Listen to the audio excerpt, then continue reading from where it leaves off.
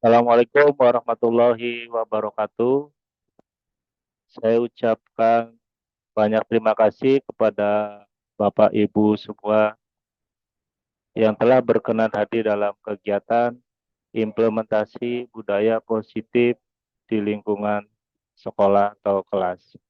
Dengan saya, Bapak Ibu, perkenalkan, saya Rahmat, calon guru penggerak Angkatan 11 SMA Negeri 1 Sliek Indramayu.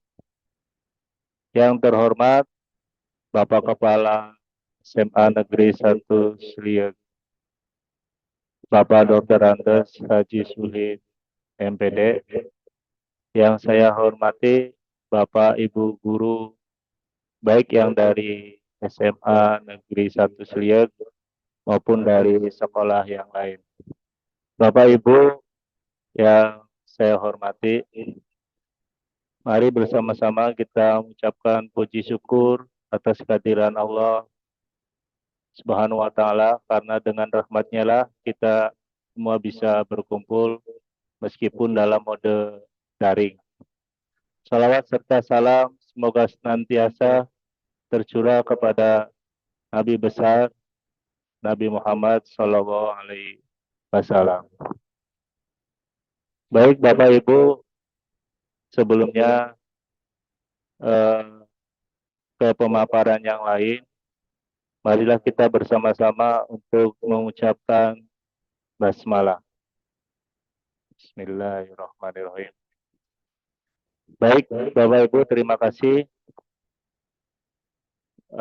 Sebelum menginjak ke acara berikutnya atau ke materi berikutnya, izinkan saya untuk sedikit memaparkan tentang implementasi budaya positif di lingkungan sekolah ataupun kelas.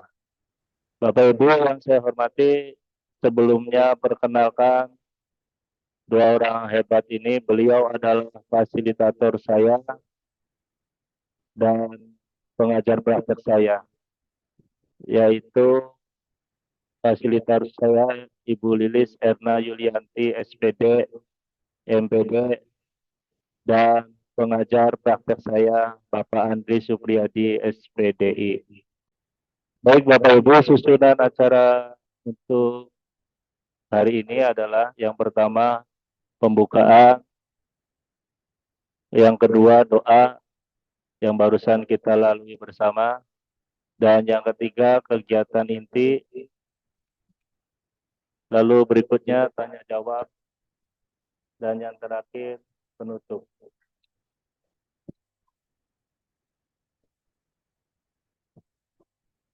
Bapak Ibu hebat yang saya hormati, sebelum kita lanjut di kegiatan materi, ada pertanyaan pematik yang ingin saya tanyakan ke Bapak Ibu, yaitu yang pertama, kalau mendengar kata tentang budaya positif, kira-kira yang terbesit di benak Bapak Ibu itu apa ya? Dan apakah budaya positif ini sangat penting diterapkan di sekolah kita atau di sekolah Bapak Ibu? Barangkali ada yang berkenan untuk memberikan pendapat. Masih di mute Pak, mic-nya Pak. Baik, Bapak, saya mencoba untuk menjawab pertanyaan pemantik. Kalau menurut saya, kalau mendengar kata budaya positif itu, mungkin terbesit dari pikiran saya itu adalah peraturan, peraturan bagaimana membuat lingkungan sekolah menjadi lingkungan yang nyaman bagi semua warga sekolah. Kan kalau budaya positif itu penting diterapkan di sekolah kita itu penting Pak, karena dengan budaya positif ini kita bisa menciptakan lingkungan yang aman untuk semua warga masyarakat sekolah. Itu barangkali Pak. Oke, terima kasih Pak Jo atas pendapatnya. Barangkali ada dari Bapak Ibu yang menambahkan? Ya, baik Pak. Memang budaya disiplin ini sangat bagus ya. Jadi kalau disiplin di sekolah itu kacau ya bisa dibayangkan. Apalagi jumlah siswa yang banyak, ini akan menjadi crowded. Jadi benar-benar ini sangat vital dan penting. Itu saja masukannya. Terima kasih. Terima kasih Pak Tito dan Pak Johanudin. Ya, pada intinya sih penting ya Pak ya, kita menanamkan budaya positif di sekolah kita. Kenapa sangat penting? Karena dengan kita memahami budaya positif ini dapat menumbuhkan motivasi intrinsik atau motivasi diri khususnya di siswa. Bukan hanya kita sebagai Bapak Ibu guru yang harus mengetahui dan memperdalam tentang budaya positif ini. Tetapi kita juga memiliki kewajiban untuk menyebarkan kepada seluruh warga sekolah, terutama kepada siswa kita supaya mereka menjadi siswa yang bertanggung jawab, menjadi siswa yang memiliki budi pekerti luhur, dan juga tentunya menjadi siswa yang berakhlak mulia sesuai dengan filosofi Bapak Ki Hajar Dewantara dan untuk mewujudkan profil pelajar Pancasila. Terima kasih saya ucapkan kepada Pak Johanudin dan Pak Wasito yang sudah berpartisipasi. Lanjut ya Bapak Ibu ya. Baik Bapak Ibu hormat, di sini ada beberapa konsep inti yang saya akan paparkan satu persatu berkaitan dengan budaya positif, yaitu yang pertama perubahan paradigma belajar, dan yang kedua disiplin positif dan nilai-nilai kebajikan, yang ketiga kebutuhan dasar manusia, yang keempat motivasi perilaku manusia, yang kelima posisi kontrol guru, yang keenam keyakinan siswa, dan yang terakhir segitiga restitusi. Nah, ini adalah konsep-konsep inti yang ada di modul budaya positif Bapak Ibu di pendidikan guru penggerak. Masih semangat Bapak Ibu ya? Masih Pak. Iya, terima kasih. Alhamdulillah masih semangat ya. Lanjut ya Bapak Ibu. Di materi yang pertama yaitu perubahan paradigma belajar. Atau dengan kata lain, ada pembelajaran dengan paradigma baru. Bapak Ibu yang saya hormati, sebelum ke sini saya ingin bertanya lagi nih kepada Bapak Ibu. Mungkin Bapak Ibu pernah mendengar kalimat tentang paradigma belajar ya, atau perubahan pembelajaran. Nah, kira-kira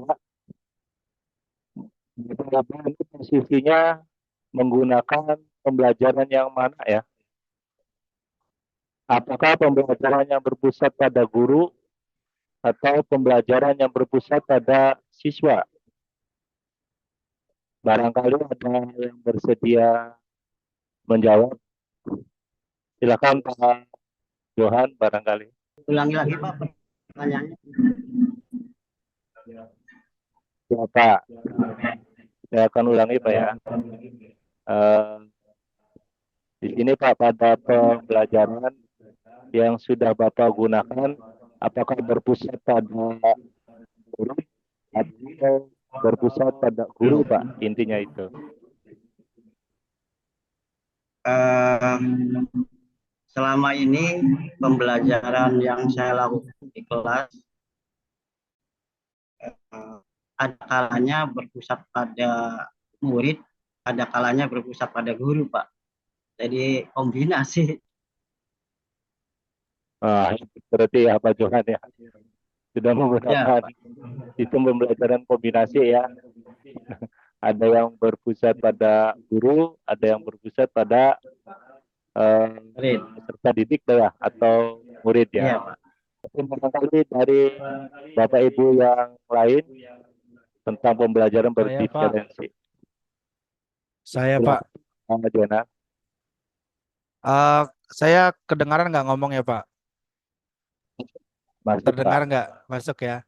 eh yang di yang dilakukan saya ini, Pak, sementara ini masih kayak Pak Johan tadi yang dibilang, masih 50-50. Artinya kadang kita berfokusnya kepada murid, kadang masih fokusnya kepada guru, Pak. Paling itu, Pak, dari saya, Pak. Siap, terima kasih Pak Johan dan Pak Jainal atas partisipasinya.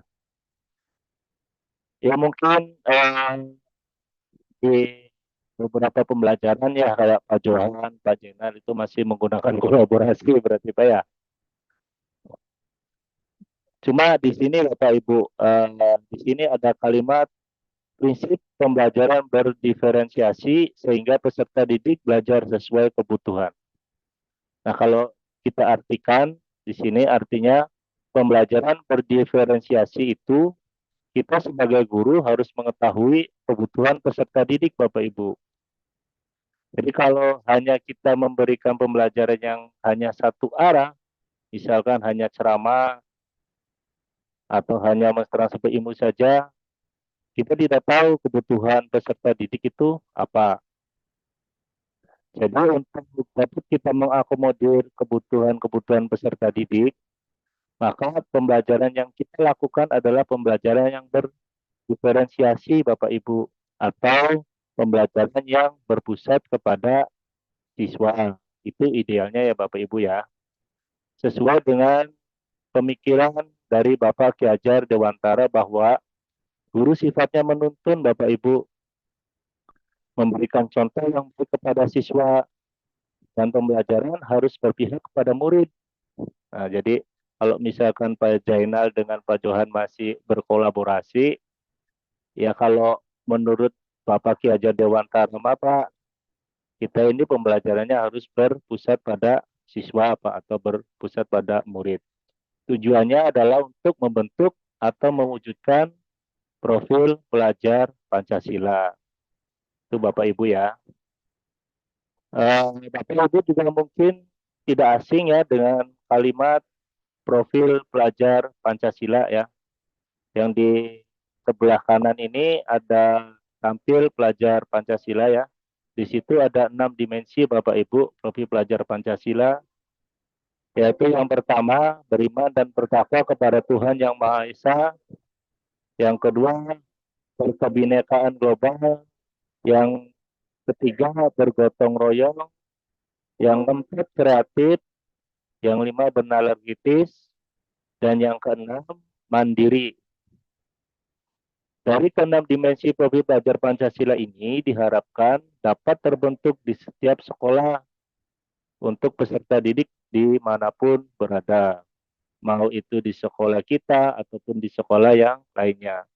Dengan harapan bahwa pembelajaran terjadi perubahan paradigma belajar, pembelajaran yang berpusat pada siswa atau berpihak pada siswa, atau menggunakan pembelajaran yang berdiferensiasi.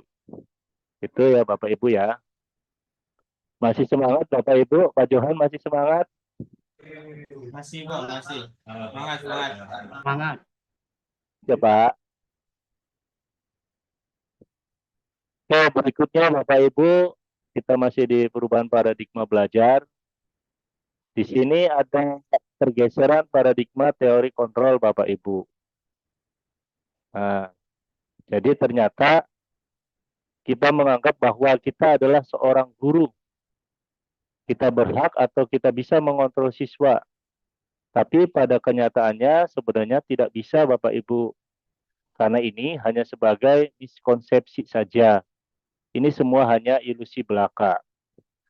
Oke, kita bahas satu persatu ya Bapak Ibu. Yang pertama, ilusi guru mengontrol murid. Misalnya Bapak Ibu meminta siswa untuk melakukan sesuatu. Misalnya awalnya siswa berbuat yang buruk, kemudian diminta untuk berbuat lebih baik. Kemudian siswa tersebut menuruti apa yang Bapak Ibu perintahkan. Apakah artinya kita sebagai guru itu mengontrol tingkah laku murid? Tidak ya Bapak Ibu, sebenarnya tidak. Walaupun yang kita lihat siswa tersebut sudah berubah, tetapi terkadang ketika kita lalai, ya, murid tersebut bisa jadi akan bersikap seperti semula, gitu ya Bapak Ibu ya. Itu Bapak Ibu. Lalu yang berikutnya yaitu ilusi bahwa semua penguatan positif, efektif, dan bermanfaat. Maksudnya apa ini? Di sini ada kata penguatan positif Bapak Ibu. Penguatan positif itu lebih ke rayuan atau bujukan. Kita bujuk anak untuk melakukan sesuatu. Apakah bujukan itu efektif dan bermanfaat? Belum tentu juga ya Bapak Ibu. Balik lagi ke kesadaran dirinya. Pada saat anak tersebut belum menyadari di dalam dirinya, maka walaupun mereka mengikuti apa yang kita perintah, bisa saja sewaktu-waktu mereka berbuat hal yang kurang baik lagi. Itu Bapak Ibu ya. Dan yang ketiga di sini ada ilusi bahwa kritik dan membuat rasa bersalah mampu menguatkan karakter. Nah, itu juga ilusi Bapak Ibu. Karena pada saat kita mengkritik siswa atau kita membuat siswa itu merasa bersalah, kemudian apakah siswa itu berubah? Belum tentu juga ya Bapak Ibu. Karena dia berubah apakah sesuai dengan hati nuraninya atau memang hanya rasa takut saja. Nah, jadi di sini artinya belum memiliki motivasi diri. Dan satu lagi Bapak Ibu, yaitu ilusi bahwa orang dewasa berhak memaksa. Kita sebagai guru pasti lebih dewasa dibandingkan dengan siswa kita. Kita menganggap bahwa kita sebagai orang dewasa berhak untuk memaksa. Padahal sebenarnya tidak boleh Bapak Ibu, apalagi di dalam dunia pendidikan. Jadi kita tidak boleh memaksa kehendak orang lain. Karena yang bisa merubah diri kita, ya sebenarnya kita sendiri. Itu Bapak Ibu sedikit tentang penjelasan pergeseran paradigma teori kontrol. Lanjut ya Bapak Ibu ya. Nah di sini Bapak Ibu, ada paradigma stimulus respon ke pendekatan teori kontrol.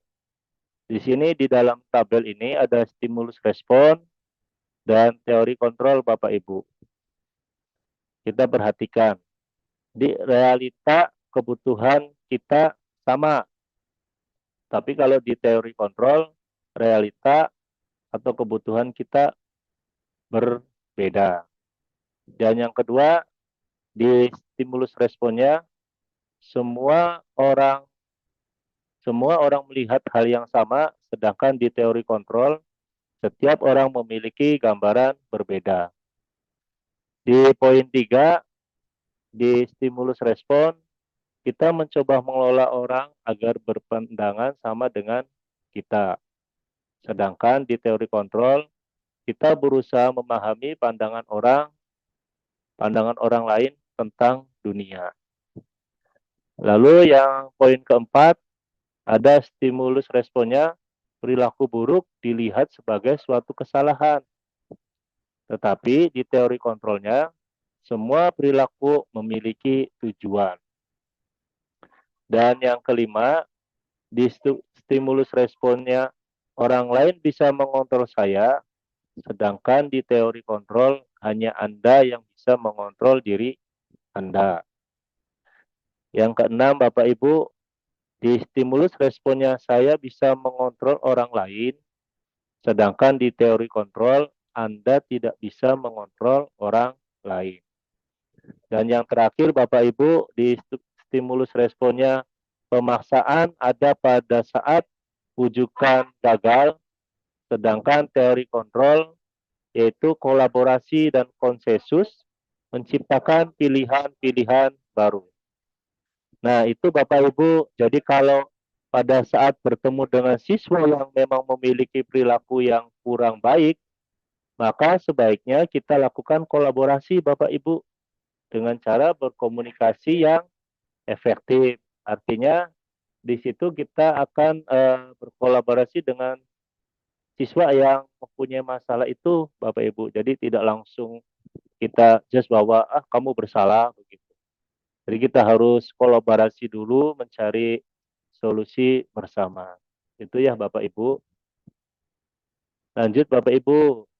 Semoga masih tetap semangat. Masih semangat, Pak. Semangat. Ya, terima kasih. Alhamdulillah. Yang berikutnya Bapak Ibu, di sini ada disiplin positif dan nilai-nilai kebajikan. Bapak Ibu, di sini disiplin itu berasal dari bahasa Latin sebenarnya Bapak Ibu, yaitu disiplina yang artinya belajar. Disiplin diri yang memiliki tanggung jawab terhadap apa yang dilakukannya berdasarkan nilai-nilai yang diyakini. Disiplin positif itu merupakan salah satu cara penerapan disiplin yang bertujuan untuk menumbuhkan kesadaran serta memperdayakan peserta didik tanpa imbalan, penghargaan, ataupun ancaman dan hukuman. Sebagai pendidik, tentu tujuan kita adalah menciptakan peserta didik yang memiliki disiplin diri, Bapak Ibu ya, sehingga mereka berperilaku mengacu kepada nilai-nilai kebajikan. Yang tentunya di sini nilai-nilai kebajikan yang universal dan memiliki motivasi intrinsik dalam perubahan perilaku ke arah yang lebih baik. Itu ya Bapak Ibu. Lanjut. Lalu di berikutnya tentang nilai-nilai kebajikan Bapak Ibu. Nilai yang disepakati bersama, lepas dari suku bangsa, agama, bahasa, maupun latar belakang. Jadi kalau saya contohkan di sini ada nilai-nilai kebajikan, contohnya di profil pelajar Pancasila Bapak Ibu, yang di dalamnya itu ada beriman dan bertakwa kepada Tuhan Yang Maha Esa, berakhlak mulia, berkebinekaan global, gotong royong, mandiri, kreatif, dan bernalar kritis. Nah, yang dua ini adalah saya contohkan di program dan yang lainnya Bapak Ibu. Lanjut ya Bapak Ibu ya. Berikutnya, oke, di materi berikutnya yaitu kebutuhan dasar manusia Bapak Ibu. Apa sih yang dimaksud dengan kebutuhan dasar manusia? Yaitu segala sesuatu yang kita lakukan untuk mendapatkan apa yang kita inginkan. Seluruh tindakan yang kita lakukan memiliki tujuan tertentu. Dan semua usaha yang terbaik yang kita lakukan adalah dalam rangka agar kebutuhan dasar kita terpenuhi dengan baik. Itu ya Bapak Ibu ya. Jadi kebutuhan dasar ini kalau kita pikir-pikir ini sangat penting Bapak Ibu untuk diketahui dan juga sangat penting untuk dicari tahu kebutuhan itu apakah sudah terpenuhi atau belum Bapak Ibu. Kebutuhan itu apakah ada kebutuhan yang kurang dari dalam diri siswa sehingga perlakuannya menyimpang atau tidak sesuai. Bisa jadi dari salah satu siswa kita ada yang kurang dari kebutuhan dasar manusianya Bapak Ibu ya. Di slide berikutnya saya akan tampilkan 5 kebutuhannya Bapak Ibu.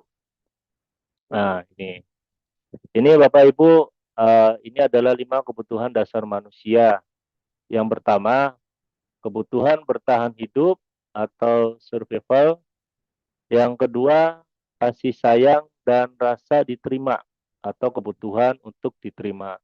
Sedangkan yang ketiga, penguasaan atau kebutuhan pengakuan atas kemampuan. Yang keempat, kebebasan atau kebutuhan akan pilihan. Dan yang kelima, kesenangan, atau kebutuhan untuk merasa senang. Ini 5 kebutuhan dasar manusia, Bapak Ibu. Baik, Bapak Ibu, kita lanjut ya. Di sini ada motivasi dari luar atau ekstrinsik dan motivasi dari dalam, Bapak Ibu, yaitu intrinsik. Oke, kita bahas satu persatu ya, Bapak Ibu. Pertama, motivasi dari luar. Ini yaitu untuk menghindari ketidaknyamanan hukuman dan untuk mendapatkan imbalan atau penghargaan. Sedangkan motivasi dari dalam yaitu untuk menjadi orang yang mereka inginkan dan menghargai diri sendiri dengan nilai-nilai yang mereka percaya. Berikutnya Bapak Ibu. Nah, di sini ada hukuman, konsekuensi, dan restitusi. Kalau hukuman ataupun konsekuensi mungkin tidak asing bagi kita ya Bapak Ibu, karena kita di dunia pendidikan terkadang ada siswa yang nakal gitu, kayak terlambat untuk masuk sekolah atau melanggar kesepakatan yang sudah dibuat. Tapi mungkin restitusi ini adalah hal yang baru Bapak Ibu. Bahkan saya pun baru tahu nih pada saat ikut pendidikan guru penggerak. Untuk menghemat waktu Bapak Ibu, maka pada slide ini saya fokus pada pembahasan di bagian restitusi Bapak Ibu. Apa sih yang dimaksud dengan restitusi? Restitusi itu adalah proses menciptakan kondisi bagi murid yang untuk memperbaiki kesalahan. Jadi di sini ada proses kolaborasi yang mengajarkan murid untuk mencari solusi sendiri Bapak Ibu. Jika kita dihadapkan dengan siswa yang bermasalah, maka kita harus berdialog dulu Bapak Ibu dengan siswa. Mencari tahu dulu masalahnya apa sehingga siswa dapat menemukan sendiri, dapat menemukan solusinya sendiri secara mandiri. Ya tentunya mungkin dibantu sama kita sebagai guru atau wali kelas. Gitu ya Bapak Ibu ya. Oke, kalau kita lihat di sini di tabel ini, di bagian hukuman, itu kalau hukuman tidak terencana Bapak Ibu atau secara tiba-tiba, murid tidak tahu apa yang akan terjadi, artinya tidak dilibatkan, dan bersifat satu arah, terus berupa hukuman fisik maupun psikis. Lalu yang konsekuensi, yaitu terencana atau sudah disepakati sesuai peraturan. Biasanya di sini ada peraturan sekolah ya Bapak Ibu, kayak misalkan tidak boleh merokok, ya. Lalu murid tetap dibuat tidak nyaman, karena kan anak-anak zaman sekarang kan sangat sensitif dengan yang namanya aturan ya Bapak Ibu. Jadi ketika kita berbicara aturan, mereka mungkin ada sebagian yang merasa ini kekangan, ini buat saya, barangkali ada yang seperti itu. Terus sikap guru selalu memonitor murid. Sedangkan di restitusi Bapak Ibu, di sini ada proses menciptakan kondisi bagi murid untuk memperbaiki kesalahan. Dan yang berikutnya ini proses kolaborasi yang mengajarkan murid untuk mencari solusi sendiri. Nah, kalau di 3 poin ini, saya yakin Bapak Ibu mengetahui mana sih yang ideal bagi kita sebagai pendidik dalam mengatasi masalah terhadap murid. Lanjut ya Bapak Ibu. Oke, di sini ada pertanyaan ya Bapak Ibu ya. Bisa dibilang seperti itu ya. Menurut Bapak Ibu ini konsekuensi atau hukuman ini kalau misalkan ada siswa yang terlambat gitu lalu disuruh sama gurunya. Itu ya Bapak Ibu ya. Kira-kira menurut Bapak Ibu kalau mencatat 100 kali di dalam buku dengan kalimat saya tidak akan terlambat lagi karena terlambat sekolah. Menurut Bapak Ibu itu konsekuensi atau hukuman ya? saya Pak. Silakan. Mangga Pak Jenal. Hukuman Pak, karena di sini saya tidak mencatat 100 kali, terlalu sadis. Hukuman. Iya Pak. Terima kasih Pak Jenal ya. Tapi kalau boleh saya luruskan Pak Jenal, sebenarnya ini merupakan konsekuensi Pak Jenal ya. Karena di sini siswa yang terlambat itu disuruh mencatat 100 kali dalam bukunya. Artinya tidak disuruh macam-macam, misalkan harus bagaimana gitu ya, misalkan berlari atau di lapangan gitu Pak Jena. Oh gitu. Oke Pak, siap. Terima kasih. Lanjut ya Bapak Ibu. Ada lagi nih Bapak Ibu. Nah, kalau ini bagaimana nih Pak Jenal? Menurut Bapak Jenal, kalau lari mengelilingi lapangan basket 2 kali karena terlambat hadir di sekolah. Ya ini nih hukuman, ini hukuman. Nah, iya. Betul sekali Pak Jenal. Tepat ya. Karena ini disuruh lari-lari gitu ya, artinya hukuman yang sifatnya ke fisik ini Bapak Ibu ya. Nah, oke. Saya ini kan berarti Bapak Ibu sudah paham ya. Lanjut ya Bapak Ibu ya. Oke Bapak Ibu, di materi kelima ini yaitu posisi kontrol guru.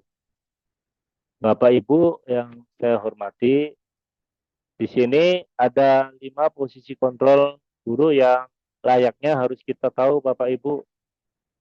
Yang pertama, di sini ada sebagai penghukum. Dan yang kedua, posisi kontrol guru sebagai pelaku merasa bersalah. Dan yang ketiga, di sini ada posisi guru sebagai teman. Yang berikutnya, posisi kontrol guru sebagai pemantau dan posisi kontrol guru sebagai manajer. Nah, kira-kira selama ini Bapak dan Ibu guru berada di posisi manakah? Dari kelima posisi kontrol ini. Mangga barangkali yang mau berpartisipasi. Mangga Pak Jena lagi ya. Selama ini yang sering saya lakukan itu Pak, nomor 1 penghukum, Wah, iya. nomor 2 pelaku merasa bersalah, Iya, dan nomor 3 Pak. Jadi 3 deretan dari bawah, iya. penghukum, pelaku merasa bersalah, dan teman. Iya, Itu Pak hebat. selama ini. Pak Johan barangkali Iya, yang 3. mau. Nah, mangga Pak Johan. Silakan. Kira-kira selama ini Bapak posisinya ada di posisi kontrol guru yang mana nih Pak Johan? Baik, Pak. Eh, posisi kontrol yang eh, biasa dilakukan itu seperti manajer, Pak. Jadi apa yang membangun manajemen sistem di kelas gitu. Ya seperti itu. Oke, terima kasih Pak Jenal dengan Pak Johan ya. Kalau dibahas satu persatu Bapak Ibu, kita akan buka slide-nya ya. Karena jujur saya juga selama ini masih di posisi seperti Pak Jenal ya, penghukum. Lalu posisi saya pelaku merasa bersalah sebelumnya ya. Kalau Pak Johanuddin sudah bagus ini karena posisi kontrolnya sudah sebagai manajer. Oke, kita lanjut ya Bapak Ibu di slide berikutnya ya. Nah, ini Bapak Ibu penjelasannya. Yang pertama, jika posisi kontrol Bapak Ibu sebagai penghukum, ini biasanya kalimatnya itu menghardik Bapak Ibu atau agak sedikit keras ya. Menunjuk-nunjuk, berkaca pinggang gitu seperti itu ya, membentak. Bisa jadi hukumannya secara fisik maupun verbal. Ya namanya yang penghukum ya, biasanya juga satu arah gitu ya. Dan dampaknya anak menjadi pendendam Bapak Ibu dengan sikap Bapak Ibu jika posisi kontrolnya sebagai penghukum ya. Terus tentu tidak disukai ya sama anak ya, itu sudah pasti gitu ya. Karena banyak dari peserta kita yang sangat tidak menyukai dengan posisi kontrol guru yang sebagai penghukum. Iya Pak, nyebelin. Betul Ibu ya. Semoga kita tidak seperti itu Bapak Ibu ya. Di nomor 2 Bapak Ibu, ini pembuat merasa bersalah. Jadi biasanya agak lemah lembut Bapak Ibu ya. Namun menyalahkan siswa. Jadi guru menyatakan misalkan seperti apa kira-kira bisa menggugah perasaan siswa gitu. Kalau memang itu tuh salah gitu ya. Terus dampaknya itu membuat siswa merasa bersalah seperti kalimatnya ya. Dan rendah diri dan menarik diri gitu ya. Di poin 3, jika posisi kontrol kita sebagai teman, biasanya karena kita ini layaknya berteman dengan siswa ya. Biasanya kan kalau sama teman kan agak santai gitu kalimatnya Bapak Ibu ya. Jadi guru bersikap ramah biasanya dan cenderung bersenda gurau untuk menghangatkan suasana itu. Dampaknya Bapak Ibu, murid bergantung pada satu orang, terus membuat murid tidak mandiri karena kayak semacam pengen diperhatikan seperti itu Bapak Ibu ya. Lalu yang keempat, ini sebagai pemantau ya. Biasanya nada bicara dan ekspresinya datar Bapak Ibu. Terus identitas berhasil, pemantau tetap memantau saat siswa diberi sanksi. Dan dampaknya yaitu menghitung hadiah atau hukuman yang Bapak Ibu diberi tanpa melihat nilai kebajikan. Terus tidak sepenuhnya mandiri. Terus posisi di manajer ya. Nah, di sini ada biasanya kalau manajer itu lebih suaranya netral Bapak Ibu ya. Jadi menciptakan identitas positif atau berhasil, terus mengajukan pertanyaan-pertanyaan gitu ya. Jadi tidak langsung menyalahkan siswa ya. Jadi intinya ada penelusuran kasus gitu kepada siswanya. Membantu siswa untuk memecahkan masalah. Dan ini sangat berdampak Bapak Ibu, jadi murid bisa lebih mandiri, percaya diri untuk memecahkan masalahnya sendiri. Itu ya Bapak Ibu. Dan ini di slide berikutnya saya akan memberikan contohnya Bapak Ibu. Ini adalah contoh penerapan 5 posisi kontrol guru. Ini di kasus siswa tidak memakai atribut lengkap saat upacara bendera.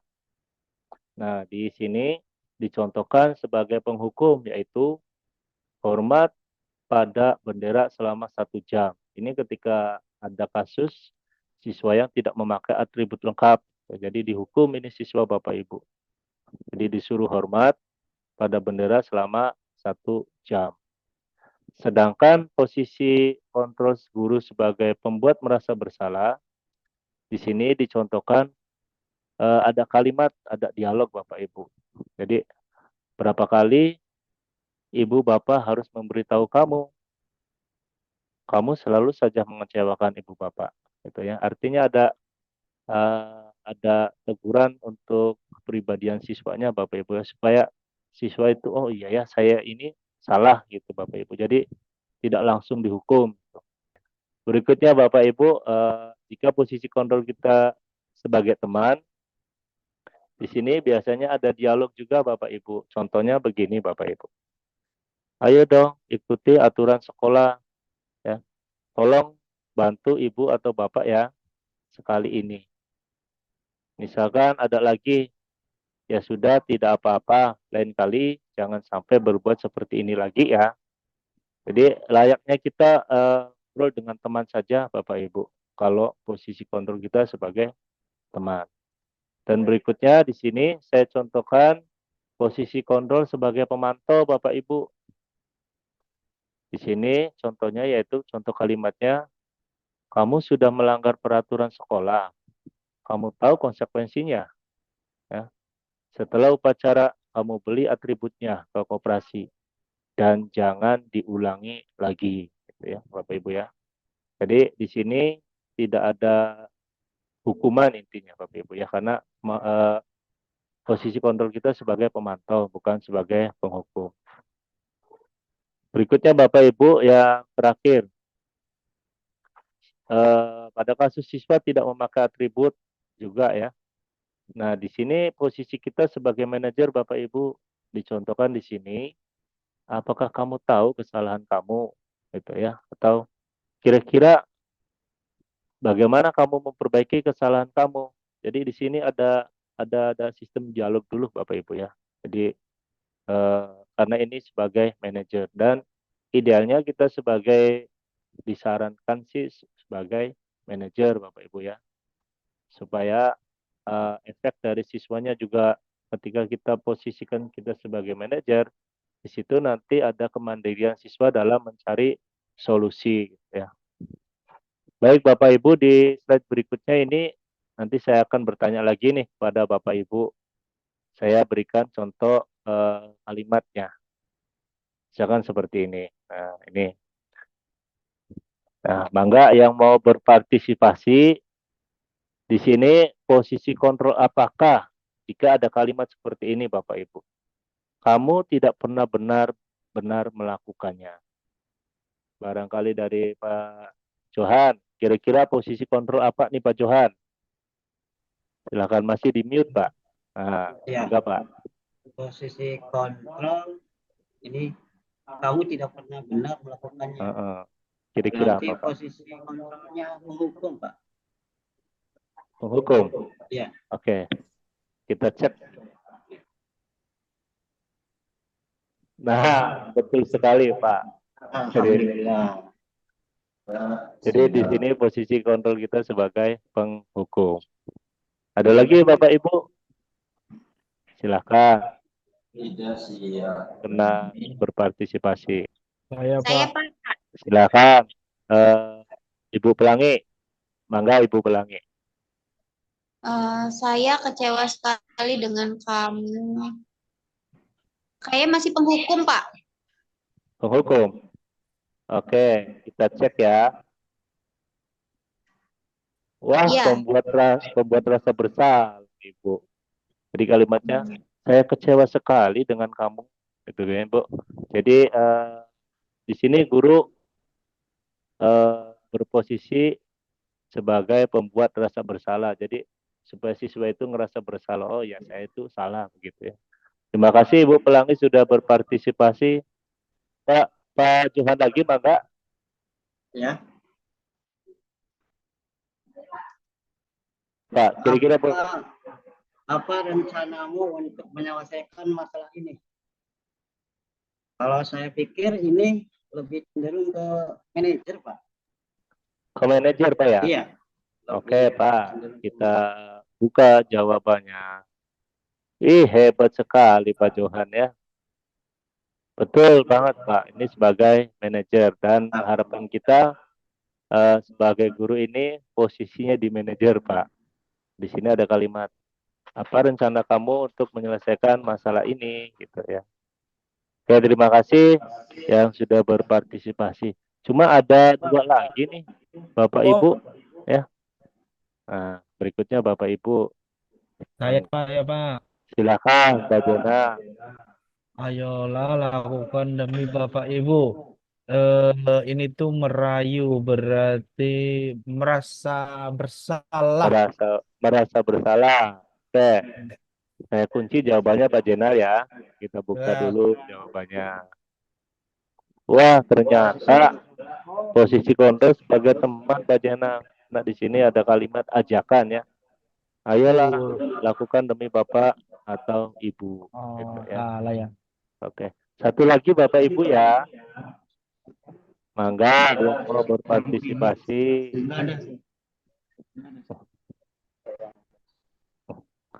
Barangkali Pak Jena lagi, satu lagi Pak Jena.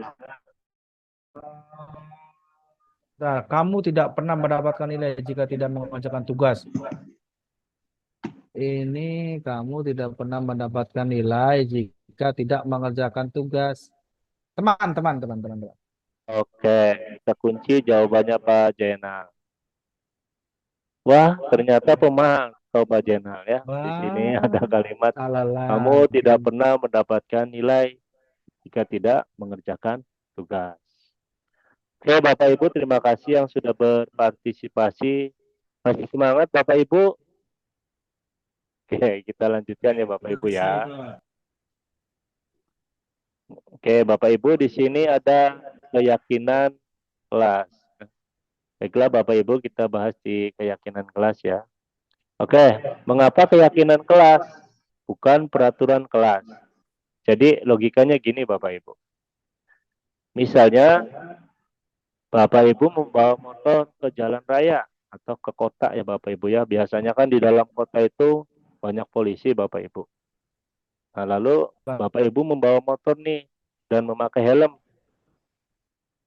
Mungkin pada saat Bapak Ibu memakai helm, itu mungkin ada beberapa tujuan Bapak Ibu ya. Misalkan takut ditilang sama polisi, atau memang demi keselamatan Bapak Ibu.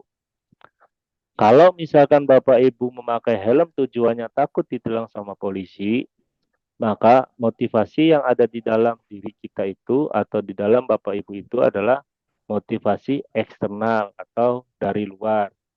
Karena apa? Karena bertujuan supaya tidak ditilang sama polisi Bapak Ibu.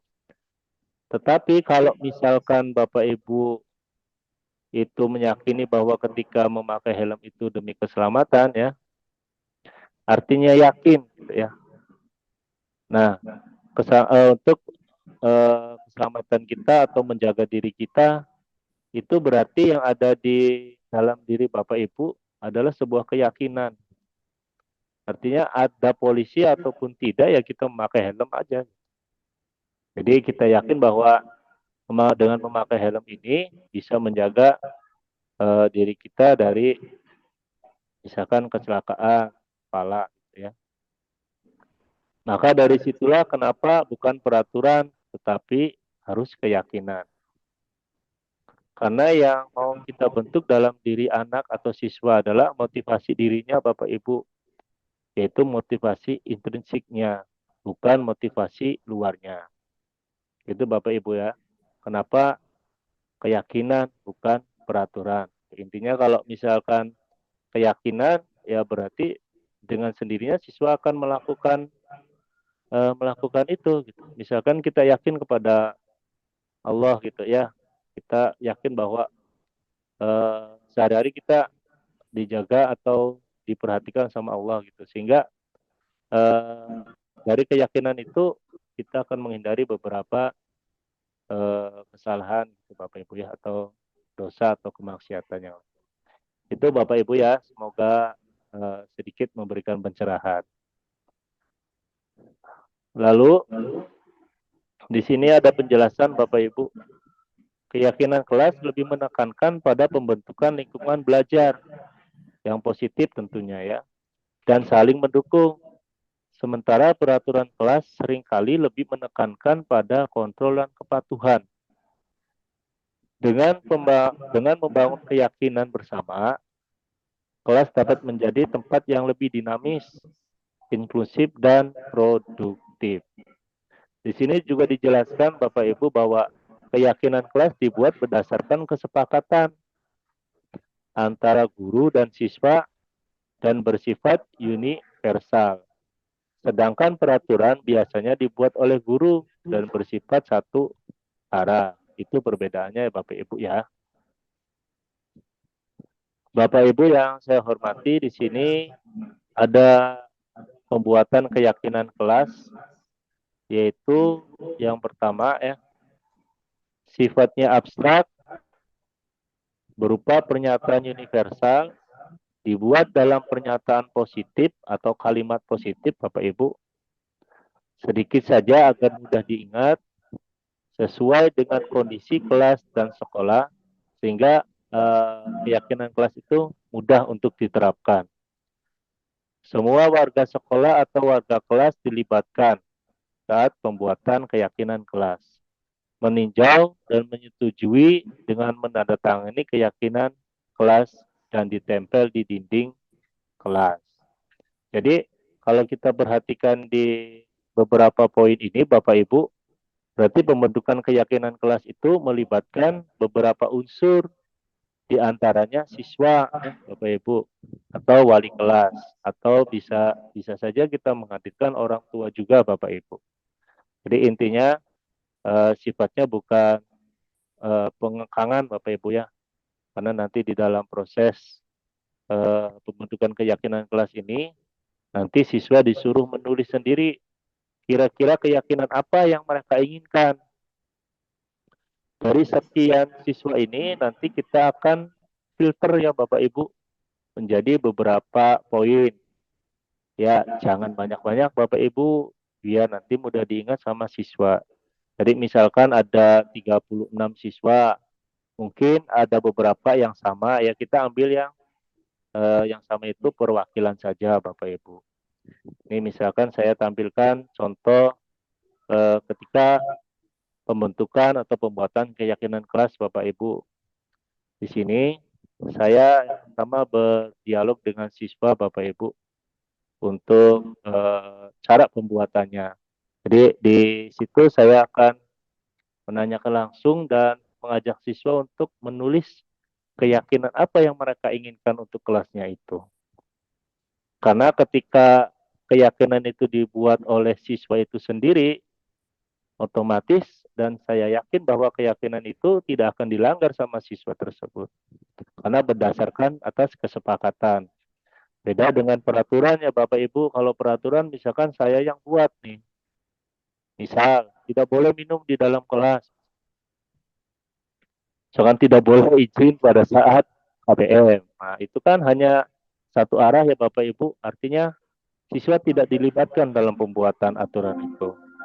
Sedangkan kalau di keyakinan kelas ini, hasil dari tiap poin-poinnya itu adalah dari aspirasi atau keinginan dari peserta didik atau murid tersebut, Bapak Ibu.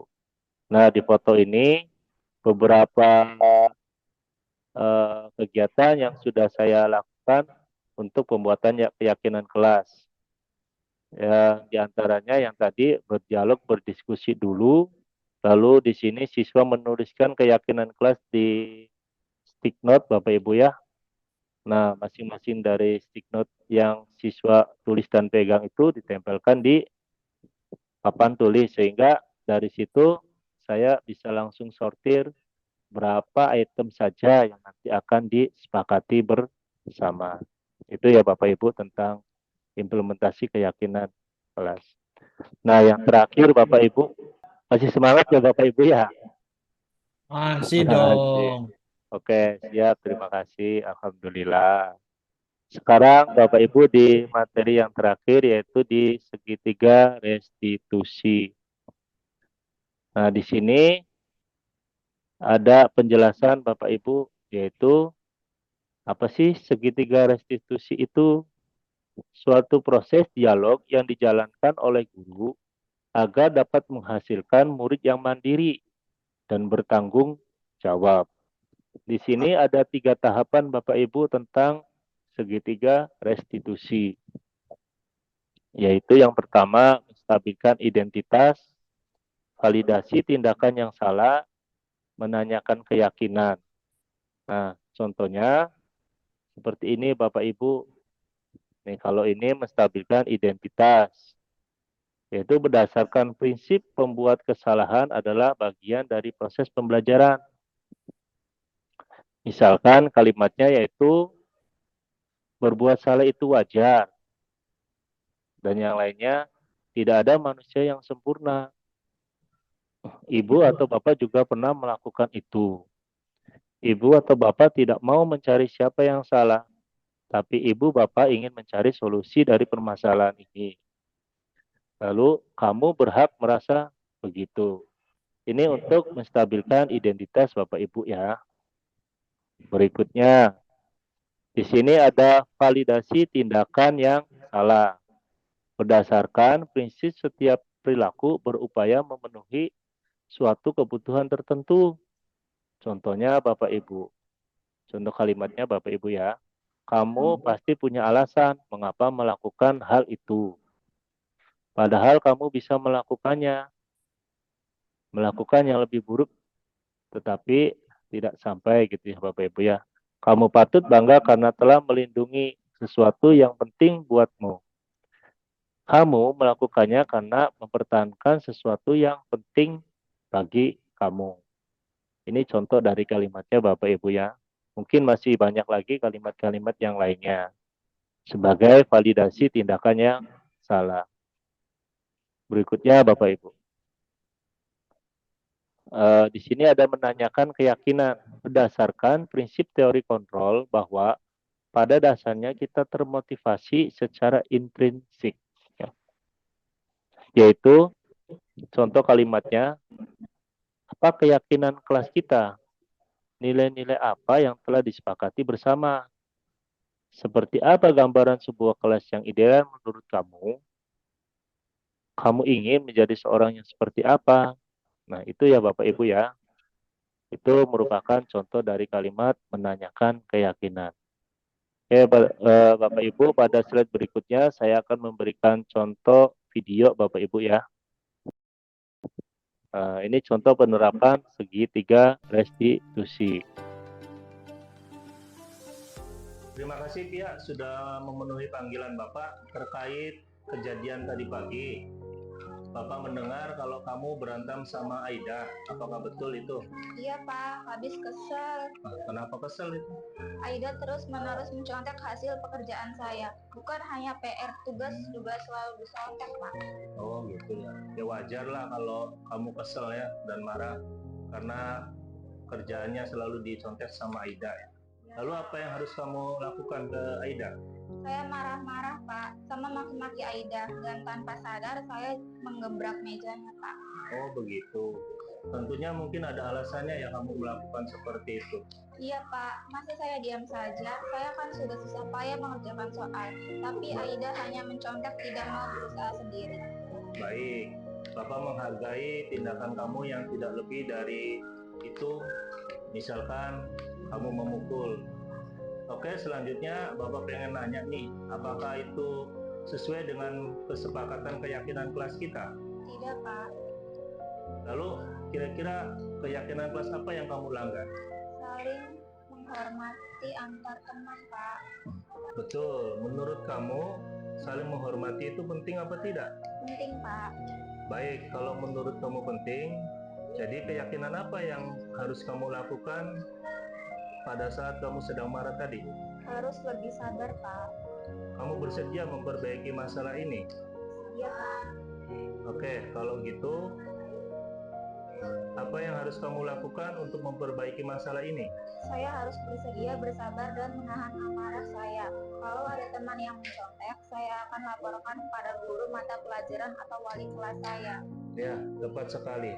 Tindakan kamu itu tepat sekali. Sekarang silakan kembali ke kelas. Terima kasih Pak. Ya.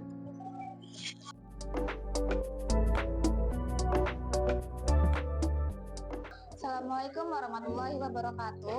Nama saya Pia Priyanti Nadila dari kelas 11-7. Saya senang sekali diajak diskusi dengan Pak Rahmat untuk dapat mengendalikan diri dari amarah karena perilaku teman sekelas saya. Saya harus belajar bersabar dan dapat menghormati teman-teman. Terima kasih. Wassalamualaikum warahmatullahi wabarakatuh. Itu contoh video yang sudah saya laksanakan terkait dari penerapan segitiga restitusi Bapak Ibu. Nah, di sini implementasi keyakinan kelas Bapak Ibu yang sudah tadi saya laksanakan. Guru berdiskusi tentang keyakinan kelas yang disepakati. Terus di sini ada peserta didik yang menuliskan nilai-nilai positif yang mereka yakini. Jadi pada pembentukan keyakinan kelas ini, Bapak Ibu, kita di sini harus menuliskan tentang kalimat-kalimat positif, Bapak Ibu. Jadi kayak misalkan kamu harus mengikuti KBM sampai selesai, begitu Bapak Ibu. Intinya yang dituliskan di keyakinan kelas ini kalimat-kalimat yang positif. Oke, Bapak Ibu, pemaparan demi pemaparan sudah kita lalui bersama ya Bapak Ibu. Di sini ada sesi untuk tanya jawab, barangkali dari Bapak Ibu ada yang mau bertanya. Tuh. Silakan. Izin saya Pak, Silakan Pak Jen. saya bersemangat nih Pak, karena Siap, merasa terima dapat kasih. ilmu baru nih Pak. Wah, sama-sama belajar Pak Jainal. Silakan Bapak. Begini Pak, izin bertanya, pertanyaan saya itu seperti ini. Memang membangun budaya positif itu penting sekali gitu Pak. Cuman pertanyaannya itu adalah eh, tantangan Pak. Apa tantangan yang mungkin dihadapi nih Pak untuk menciptakan budaya positif di sekolah? Kan tahu sendiri Pak, sekolah itu kadang bukan berarti saya menyepelekan ya, cuman kan eh, merubah sesuatu hal dengan hal yang baru itu membutuhkan proses, membutuhkan banyak tantangan lah. Intinya sih banyak hal yang harus dipersiapkan dan harus siap menerima gitu. Nah, terkait hal itu, pertanyaannya apa tantangan yang mungkin dihadapi dalam menciptakan budaya positif di sekolah, Pak? Terima kasih, Pak. Ya, sama-sama Pak Jainal. Betul Pak Jainal, ketika kita menciptakan sesuatu yang baru, mungkin ada pro dan kontra ya, ataupun banyak kendala ya. Yang saya rasakan ketika menciptakan budaya positif di sekolah itu memang tidak selalu mudah Bapak. Ya. Dapat menghadapi berbagai tantangan. Salah satu tantangan utama saya adalah perbedaan latar belakang dan nilai-nilai dari sekolah yang beragam Pak. Apalagi keyakinan itu kita buat di kelas 10. Ya. Jadi berangkat dari beberapa latar belakang di waktu di SMA, di SMP dan MTS-nya itu berbeda. Jadi disinilah penerapan lumayan susah Pak. Jadi itu merupakan tantangan bagi saya, itu perbedaan utama latar belakang dan nilai-nilai dari sekolah yang beragam. Selain itu Pak, yang saya alami itu perubahan budaya memerlukan waktu dan komitmen dan konsistensi dari semua pihak Pak. Nah, yang bisa jadi sulit di tengah-tengah tekanan akademik dan administratif Pak. Jadi ketika kita membuat tentang implementasi keyakinan kelas ya, itu sama Pak, banyak tantangannya seperti yang tadi saya jabarkan Pak. Itu mungkin Pak jawaban dari saya Pak. Terima kasih, Pak. Terima kasih, Pak. Ya, Sangat puas, Pak. sama-sama Pak. Siap, siap. Mangga yang lainnya. Oh, silakan Ibu Ubay yang sudah present. Mangga Bu. Oke Bapak, terima kasih waktunya. Sama-sama Ibu. Silakan. Kurang lebih pertanyaannya sama ya sama Pak Zainal. Mungkin penambahan aja Pak. Jadi Mangga Bu. masalahnya itu bagaimana kita guru penggerak menggerakkan. Nah, sedangkan yang mau digerakkan ini susah digerakkannya Pak. Bagaimana itu Pak? Seperti itu. Iya Bu ya. Sama nih, Bu. Kayaknya sama nih, Bu. Sama. Iya Ibu. Memang Ibu. Hampir di sebagian. Menanggapi komunikasi yang demikian seperti itu. Siap, siap Itu Bapak aja Ibu. Pak. Terima kasih. Iya, sama-sama. Oke, boleh saya jawab. Memang Ibu, apa ya, itu masalah kompleks banget itu. Waktu saya bertemu dengan teman-teman pada saat Lokakarya juga sama Ibu. Ada yang mengeluhkan, kita ini sebagai guru penggerak, bagaimana sih cara menggerakkan, apalagi kita posisinya misalkan Bapak Ibu hanya sebagai guru ya Bapak Ibu ya. Ya, sebenarnya sih memang sangat susah Bapak Ibu. Apalagi yang sesuai dengan yang tadi saya jabarkan di awal itu, yaitu berkaitan bahwa kita tidak bisa mengontrol orang lain Bapak Ibu.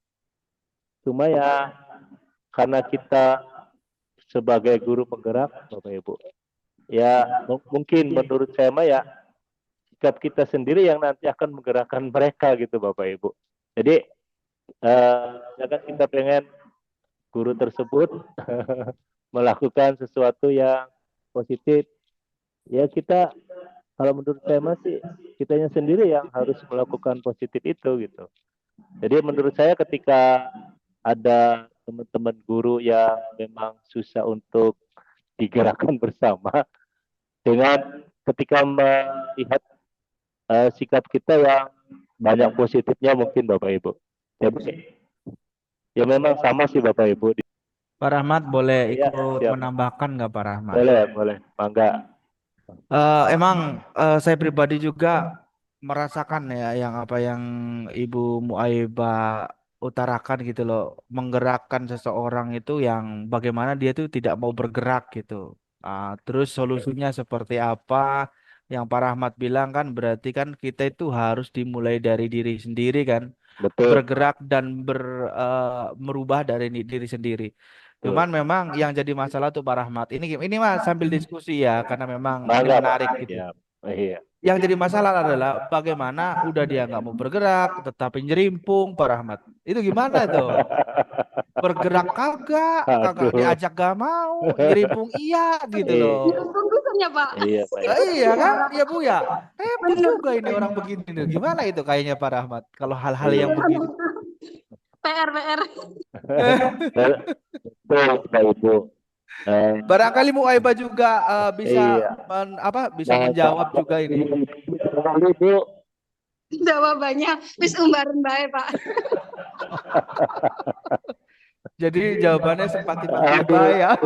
Ya Bu, memang sih susah sih Ibu. Karena seperti yang tadi itu tuh kita nggak bisa memaksakan kehendak seseorang itu Bu.